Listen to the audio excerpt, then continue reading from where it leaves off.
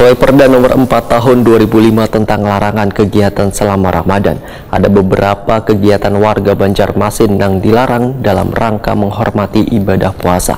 Adapun kegiatan yang dilarang berdasarkan regulasi diantaranya warung makan, restoran, dan sejenisnya dilarang buka baisukan hingga tengah hari. Sesuai Perda nomor 4 tahun 2005 tentang larangan kegiatan selawas Ramadan, ada beberapa kegiatan warga Banjarmasin yang dilarang dalam rangka menghormati ibadah puasa. Adapun kegiatan yang dilarang berdasarkan regulasi diantaranya warung makan, restoran wan sejenisnya dilarang buka baisukan hingga tengah hari. Warga dilarang makan wan minum di warung atau di tempat umum, serta tempat hiburan malam atau THM diwajibkan tutup sebulan penuh. Demikian dipedahkan Wakil Ketua DPRD Banjarmasin Tugiatno Esos lawan Prima TV jelang tengah hari Kamis 17 Maret 2022. Politisi PDI Perjuangan ini pun meminta aturan hukum harus ditegakkan selawas bulan Ramadan, sehingga pasukan Satpol PP dalam melakukan pengawalan peraturan daerah ini diharapkan kada tebang pilih.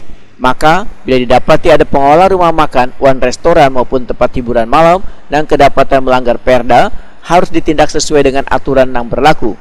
Jika ada anggota Satpol PP Banjarmasin yang mencoba memanfaatkan kesempatan ini, Tugiatno meminta harus ditindak tegas.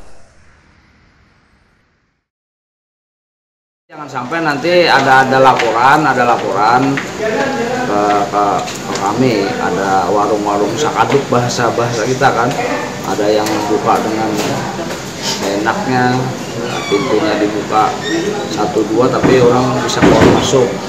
Ya, kita harapkan juga kepada aparat khususnya Polri lah bisa menegakkan perda dengan serius.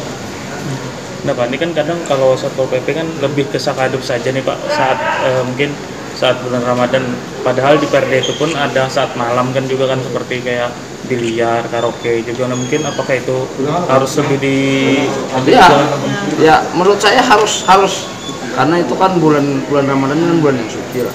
Jangan sampai hal-hal itu malah mereka bebas melakukan kegiatan.